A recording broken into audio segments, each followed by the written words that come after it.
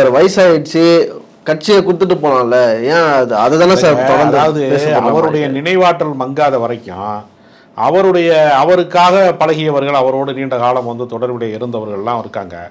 அவர்களெல்லாம் அவருக்கு பக்கபலமாக இருக்கிற வரைக்கும் அரசியலுக்கு வயது ஒரு தடை இல்லையே. இன்னைக்கு பாரத பிரதமராக இருக்கக்கூடியவருக்கு 75 வயசாயிருச்சு. அவர் முதியவர் தானே, ஏன் அவர் விலகி கொள்ளக்கூடாதுன்னு கட்சியில் ஏதாவது கோரிக்கை வைக்கிறாங்களா? இத்தனைக்கும் அந்த கட்சியில் அப்படி ஒரு சட்டமே இருக்கிறது பாஜக. அதை காரணமாக காட்டி தான் எல்கே அத்வானியை ஓரங்கட்டினார்கள். ஆனால் இன்றைக்கு இவரை ஓரங்கட்ட வேண்டிய இடம் வந்ததற்கு பின்பும் கூட அது நீட்டிப்பாக மாறுகிறதுல. அதனால் அரசியலிலே நீங்கள் இந்த வயதிலே ஓய்வு பெற வேண்டும் என்று யாரையும் நிர்பந்தப்படுத்த முடியாது. ஏன்னா அவர்களுக்கு அடையாளம் பெறுவது, அதிகாரம் பெறுவது எந்த வயதில் நடக்குன்னு யாருக்கு தெரியும்? 40 வயது வரைக்கும் சராசரி மனிதர்களாக வாழ்ந்தவர்கள் அதற்கு பின்பு அரசியல் களத்துக்கு 60 வயதில் அவர்கள் அதிகார மையத்தை அடைகிறார்கள் அல்லது அடையாளம் பெறுகிறார்கள் அரசியல்னா. 60 வயசுக்காரன் ஓரமாக போய் உட்கார்ந்து எப்படி சொல்ல முடியும்? அதனால் பொது வாழ்க்கைக்கு வயது கிடையாது.